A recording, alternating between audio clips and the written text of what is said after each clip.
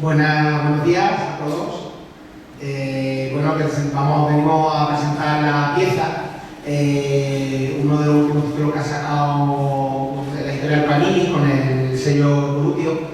Es un cómic de autores españoles, guionizado, dibujado, pintado. Y bueno, dentro de lo que es la línea que últimamente Panini quiere apostar fuerte este año, sobre todo a partir de este año, por el cómic en español. Bueno, me presento, soy Miguel Ángel Díaz, de la librería Comic Stores, y aquí a mi derecha tenemos a Rafael Inglada, de la Fundación Picasso Málaga, y también a otro Rafael Vargas, dibujante de la pieza. Y bueno, queremos dar una breve charla un poco de cómo se ha creado, de dónde ha empezado este cómic, luego también la perspectiva de un experto en Picasso puede darnos también sobre el cómic, que también se lo ha leído y tal. Y bueno, yo directamente lo que puedo deciros así, resumiendo en una frase, que es un cómic de aventura. Realmente no es algo pesado, no es una cosa... no se ha intentado hacer un cómic sobre erudito tal, es un cómic de aventura, es muy interesante, en el que se plasma de cierta manera un poco la tensión que se vivió en esa época, ¿no? Y a través de Picasso, ¿no? De un gran artista como fue Picasso. Bueno, Rafael Inglada. Esto, una cosa que nos hemos preguntado también con Rafa y yo cuando hemos estado hablando antes, ¿esto es una historia real? ¿Esto es una leyenda urbana? ¿O esto aquí no lo hemos inventado todo? Pues yo me he leído el libro, que me ha parecido realmente, lo primero ha sido un poco la sorpresa, ¿no? Por el tema de la trama. Evidentemente una invención dentro de un contexto histórico muy concreto, ¿no? Y yo creo que eso es la fortuna que tiene, ¿no? Cómo se incluye a personajes de la historia nuestra, de España, del pasado siglo, ¿no? Luego, bueno, pues claro, con acontecimientos donde está pues el espionaje, donde está el amor, donde está la guerra también, ¿no? Y sobre todo como trasfondo esa obra tan emblemática que es el Guernica. Hace ya bastantes años ya se hizo una película que se llamaba El robo, una película sobre el robo del Guernica con Jimmy Barnatán y otro, y otro esto y tal, ¿no? Pero yo no lo había visto, la verdad, nunca en cómic. El cómic en la obra de Picasso, verdad que siempre le interesó. Y de hecho hay algunos viñetas, podríamos decir, que tienen dentro de la obra de Picasso, pero yo estoy hablando ya de un Picasso muy joven, ¿no? O sea, entre el Picasso que llega a París en 1904 empezó a hacer una especie como de tiras de cómic, y todavía en los años 50, cuando estaba en el sur de Francia, en Cannes, todavía hacía esa tira de cómic, pues bien para sus amigos o para reflejar momentos en concreto, simplemente para experimentar, ¿no? con el lápiz y tal. Y fue un tema que le interesó mucho, y los propios amigos de Picasso, cuando era un pintor completamente desconocido en los años 10, también se apropiaron del propio Picasso, de la propia figura, para incluirlo dentro de personajes de sus poesías o personajes de sus novelas. Yo acabo de descubrir a Picasso como historietista. Algo que muchos creo que no nos podíamos imaginar. Rafa, ¿cómo Panini te encarga a ti Sí, bueno, título? pues ante todo buenos días, gracias por venir a todos. Y la cosa fue un poco un cúmulo de circunstancias, porque yo estaba en contacto con Fernando, con el guionista, y él venía de publicar en Panini Ojos Grises, no sé si conocéis la obra. Él le funcionaba muy bien, tenía muy buen contacto con la editorial. Y esto ya pues venía un poco de atrás, porque creo recordar, no sé si fue hace 2 años, el aniversario del cuadro se celebró o algo no sé si del cuadro en sí o algo relacionado con Picasso, puede ser en el 2017 o en el Museo Reina Sofía, algún evento creo recordar relacionado con el cuadro en sí, cosa que recomiendo que si podéis veáis porque es impresionante, el Guernica. Y yo a partir de ahí pues descubrí al Picasso republicano, es decir, yo siempre tenemos el concepto de Picasso, pintor, siempre las noticias son relativas a su faceta artística, esa dimensión que tiene universal, y luego también mucho en su vida privada, tan particular, Pero yo, francamente, no sabía que había tenido ese grado de intervención, si se quiere, propagandística, en el tema de la guerra, y bueno, pues una cosa llevó a la otra. Yo se me ocurrió que si el cuadro era un elemento de propaganda, entonces, lógicamente, el bando contrario podría pretender anularlo o destruirlo, o, en fin, de alguna manera hacerle la puñeta, como se suele decir. Y bueno, la idea partió de ahí y se lo propuse a Fernando y la verdad es que fue absolutamente, y la respuesta de Panini fue inmediata. Ellos, en cuanto hicimos una pequeña sinopsis, no hubo el típico camino del dossier de presentar páginas de prueba y tal, y enseguida eso hubo se saltó y enseguida aceptaron. Fue una cosa prácticamente inmediata y nos pusimos con ello. Y entonces, trabajar con Fernando, ya todos conocíais, ha sido, supongo, un trabajo fluido. Fernando es un guionista. Vamos, yo aquí también quiero hacer muchísimo hincapié en, si conocéis el mundo del cómic, todos estos tejemanejes que se traen muchas veces, que si el dibujante, el guionista, todos con sus cajas estancas. Muchas veces se habla de la mejor o peor relación, de las cosas que hacen unos y otros. Aquí ha sido accidental por una parte, porque esto también está vendido en Francia, lo edita Nouveau Monde, una editorial de allí, y tuvimos el problema de que los tiempos de Panini y los tiempos de Francia, vamos a decirlo así, chocaban un poco.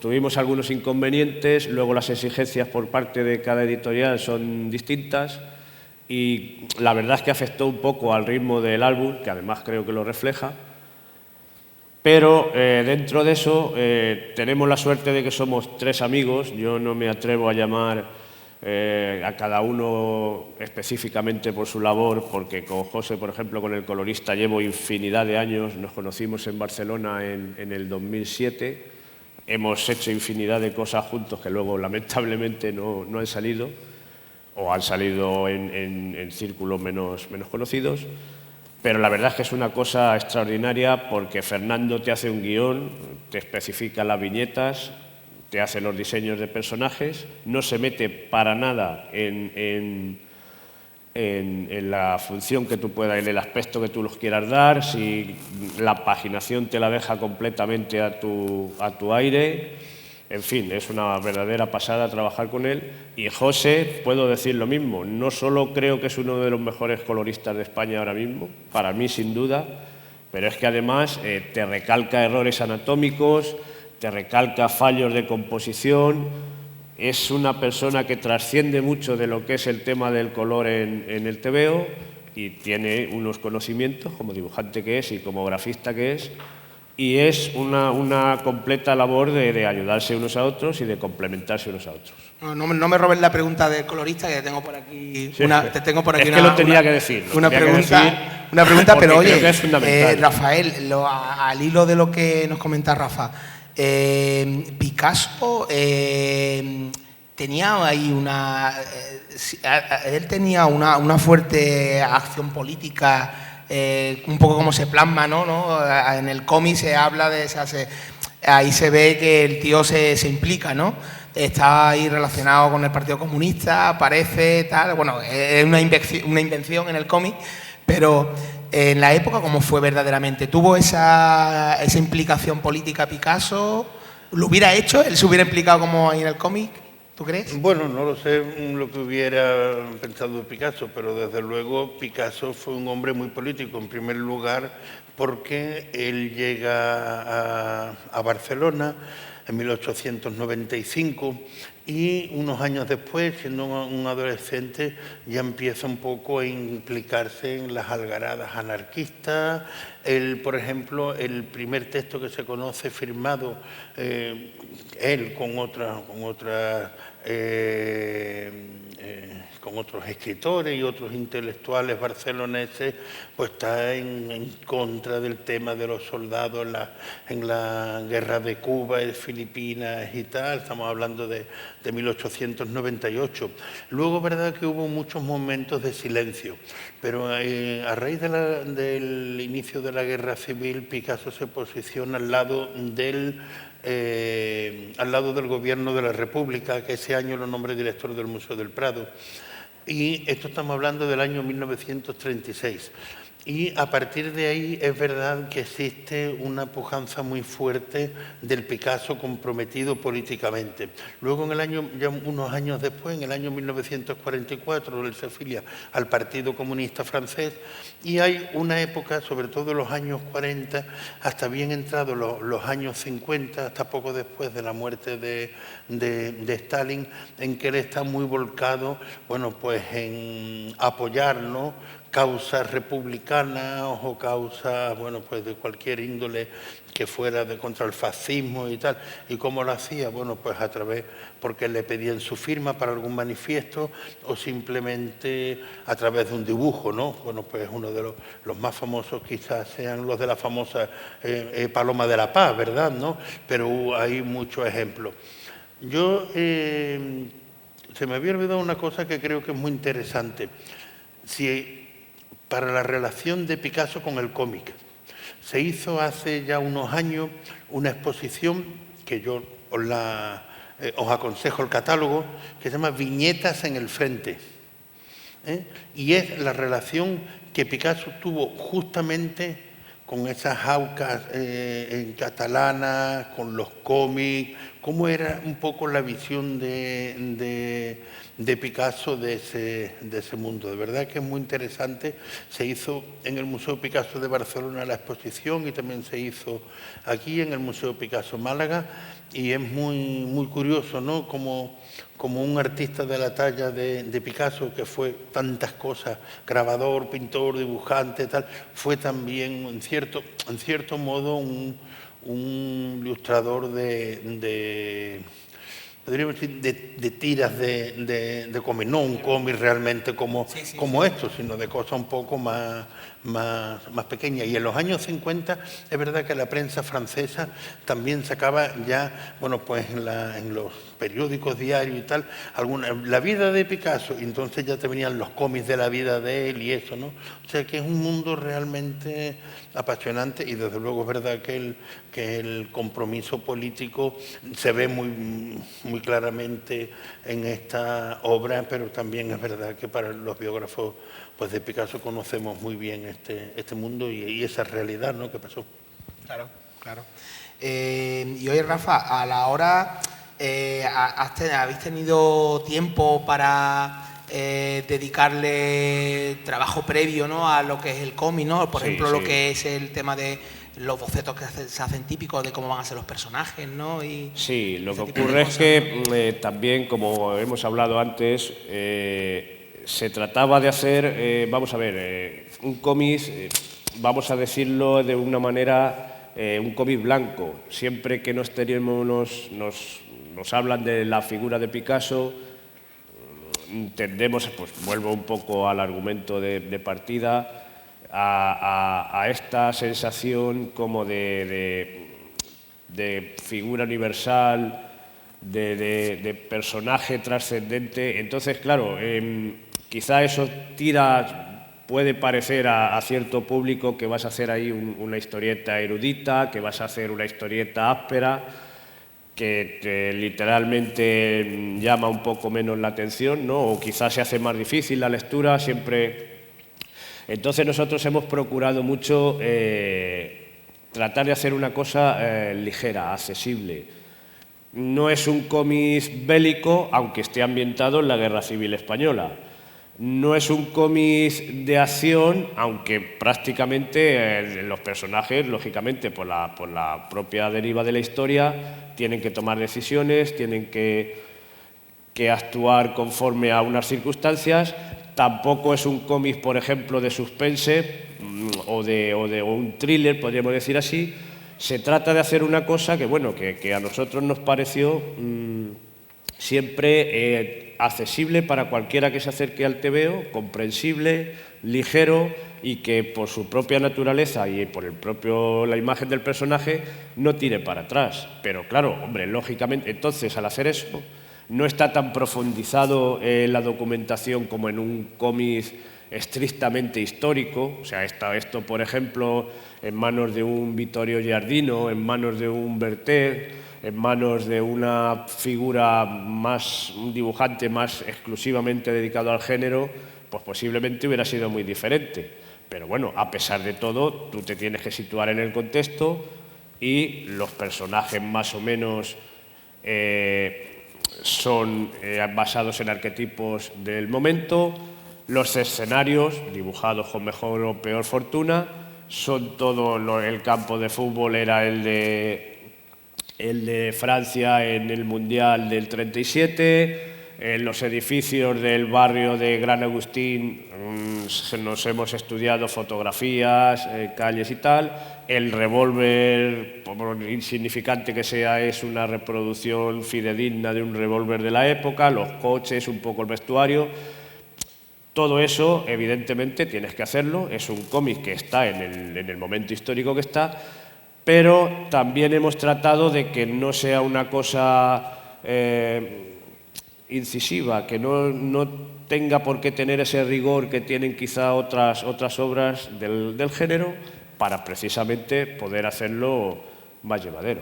Sí, te lo lees un cómic que te lo puedes leer cómodamente en una tarde, en un ratito, lo que dices tú, ligero. Y bueno, que sí, que no luego, es nada de lo que tú Fernando, has dicho, además, pero pues también lo es todo. se procura de mover, porque podía haber sido un poco más endogámico, pero Fernando procura moverte por muchos escenarios. Arranca en Sevilla con la figura de Queipo de Llano. Eso ya te sitúa un poco en el contexto de lo que pasa en España en ese momento, en el país, que es el desencadenante de toda la acción posterior, la Guerra Civil. Pero luego te va moviendo por unos escenarios o por otros, con la cosa de que, hombre, evidentemente lo haga un poco más, vayas explorando un poco ese mundo que hay todo alrededor de la figura de Picasso, el momento histórico en el que sucede la obra y, claro, y los sucesivos escenarios por donde se pudo mover. Y el color ahí donde iba. El color, Yo te tenía preparada esta pregunta, ¿no? El color ha sumado a tu trabajo. Mucho hincapié. ¿No? José Expósito, sigo diciendo que es un colorista excepcional, no es porque haya colaborado, es que es así. Y luego, pues tuvimos una comunicación muy fluida. Además, él ha maquetado las páginas, los rótulos para la edición francesa son suyos. En fin, ha metido mucha más chicha, si se permite la expresión, de lo que aparece en el TVO, pero yo al color es que le doy una función fundamental, porque el color para mí en un cómic define mucho la atmósfera.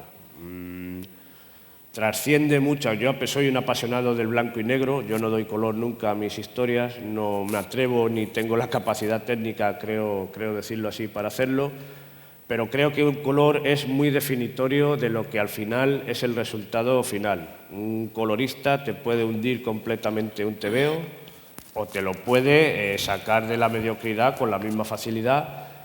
Y yo en este punto hemos tenido mucha suerte con José porque, como digo, además, José es una persona experimentada, es dibujante igual que yo, y bueno, yo estaba metido en otras cosas, él igual, las páginas se hacen con prisa y tú, quieras que no, siempre vas a meter la pata necesariamente por circunstancias o por el despiste o por lo que sea, y a mí me mandaba muchos mails, oye, José, coloréame la página esta, quiero estos efectos de luz. No, pero espera, es que tú has dibujado a este personaje iluminado desde aquí y resulta que le está dando la luz de la hoguera de no sé qué desde allí, o esta expresión es incorrecta, o aquí has dibujado al personaje con falda y viene de la escena anterior que llevaba pantalones, eso, cosas que tú en un momento dado se te pasan en el transcurso del dibujo porque estás apretado por otras cosas, y él tenía esa capacidad de observar, porque ellos tienen la labor, él me lo dijo muy bien, lo expresó en un correo, de diseccionar tu dibujo. O sea, el colorista disecciona tu dibujo, lo compara unas páginas con otras, un escenario con otro, porque él necesita cambiar esa ambientación, cambiar esa luz, y evidentemente se da cuenta de cosas que tú en un momento dado no has reparado. Entonces ha sido fundamental.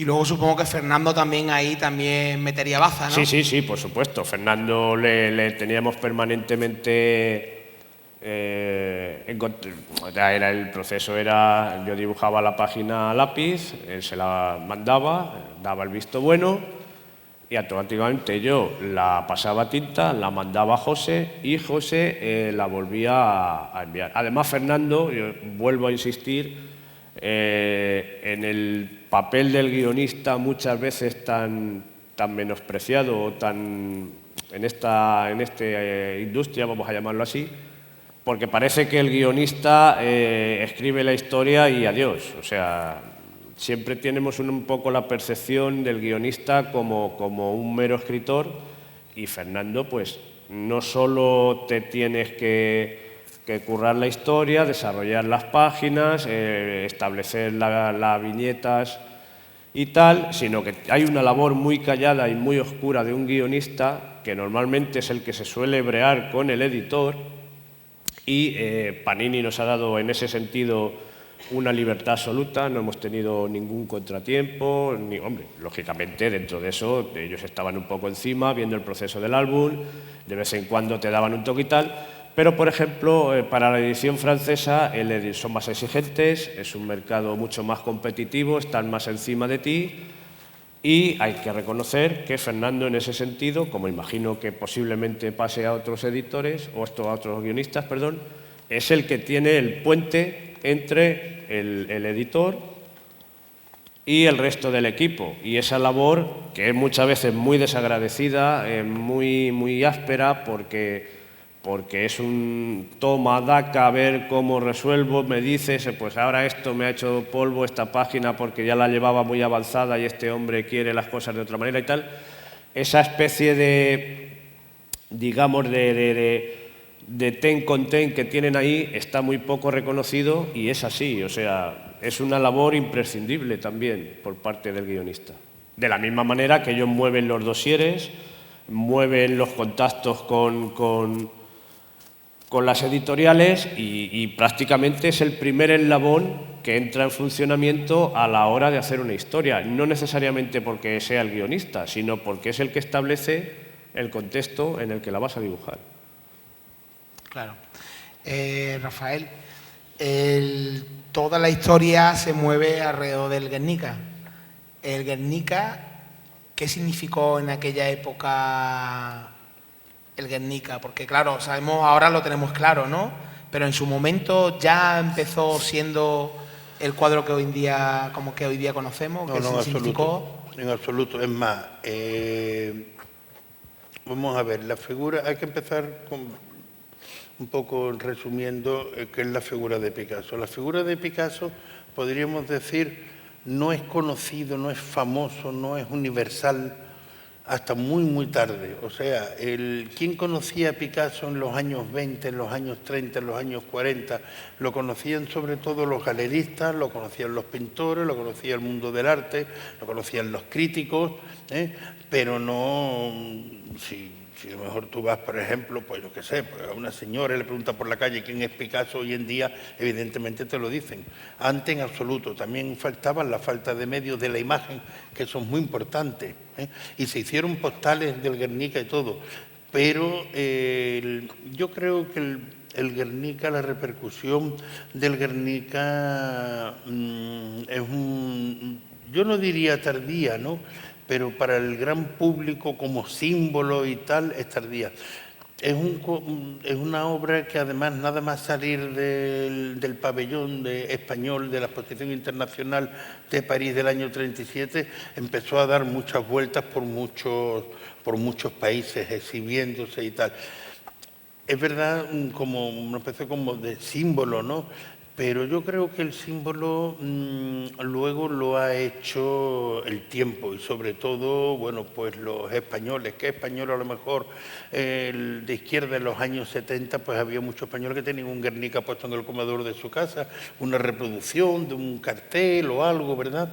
Entonces el Guernica estaba ahí, fíjate, es muy curioso, porque cuando a Picasso le encargan hacer, evidentemente no le encargan pintar el Guernica, cuando Picasso en el año 37, a comienzos de 1937, el gobierno de la República, un grupo, bueno, pues de personas se presenta en el estudio de Picasso en Gran Agostén y le dicen que, bueno, pues que colabore para el pabellón internacional, bueno, pues como también había colaborado Joan Miró, había colaborado Alberto Sánchez, otros afines a la República, evidentemente Picasso no tenía en absoluto pensado nada sobre el Guernica.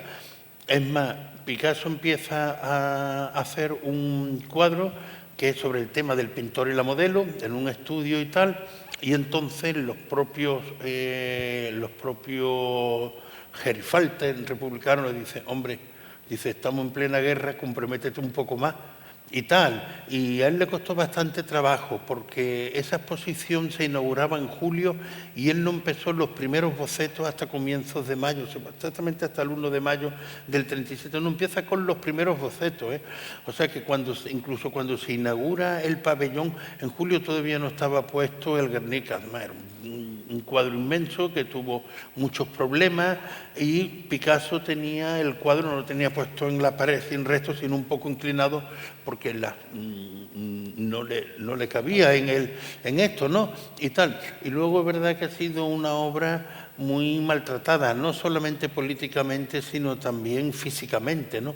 Ahora, bueno, afortunadamente está en Madrid, en el Centro de Arte Reina Sofía, y tenemos el Guernica, porque afortunadamente el gobierno de la República, el Estado español, quiso pagarle a Picasso. Picasso había hecho muchísimas obras a favor de la República, había incluso hasta en Madrid y Barcelona los famosos comedores Picasso, y él no quería en absoluto no quería dinero por eso, ¿no?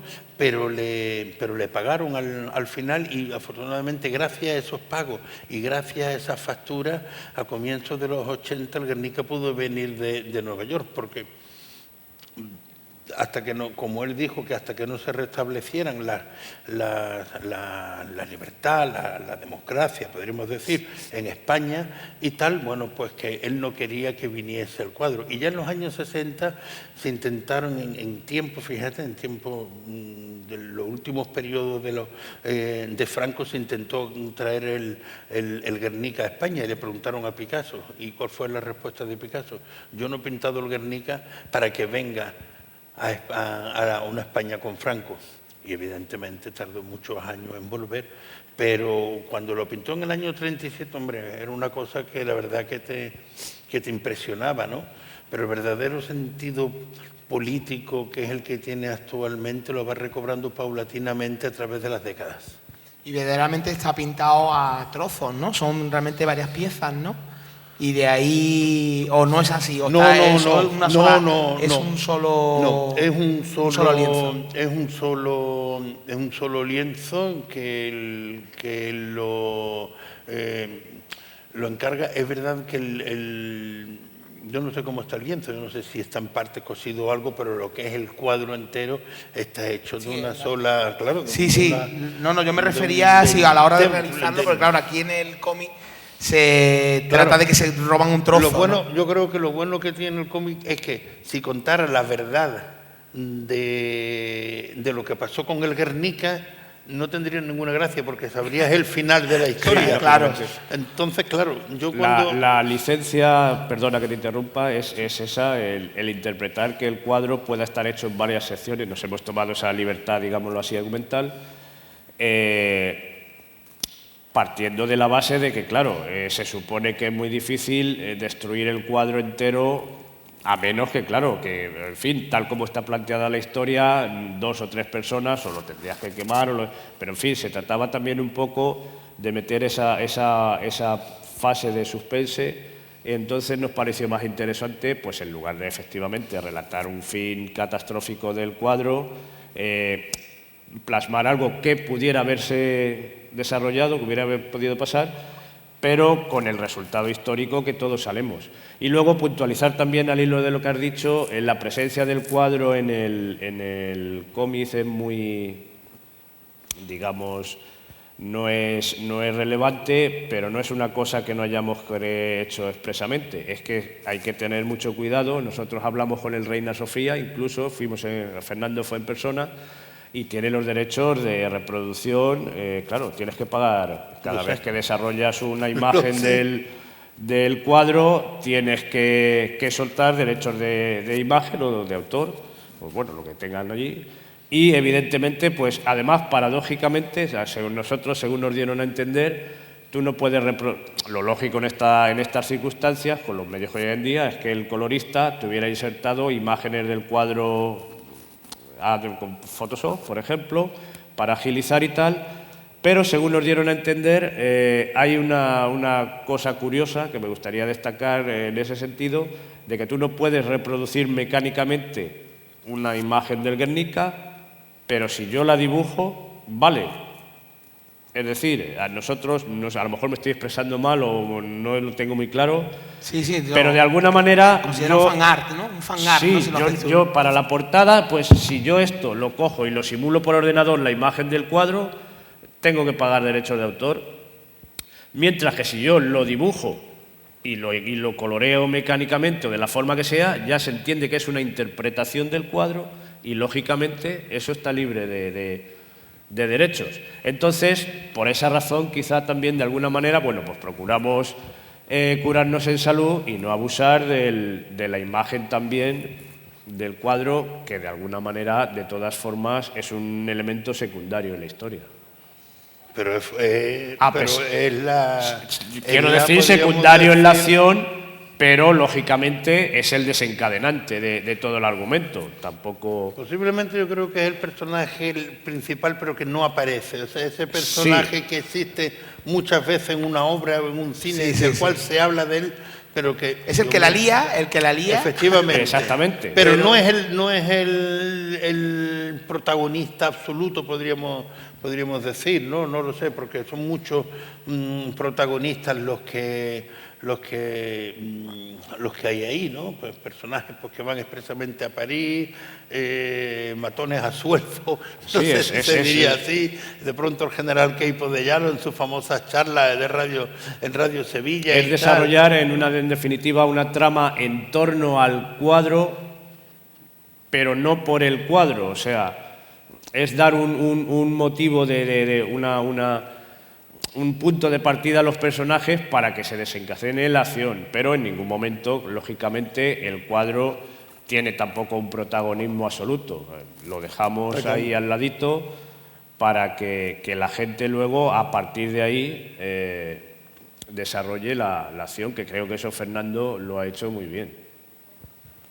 Bueno, pues aquí queda la cosa. No sé si mis compañeros quieren añadir alguna cosa más. Y la pieza de Evolution ya disponible en todas las librerías. Muchas gracias por estar aquí con nosotros. Muchas gracias. Muchas gracias.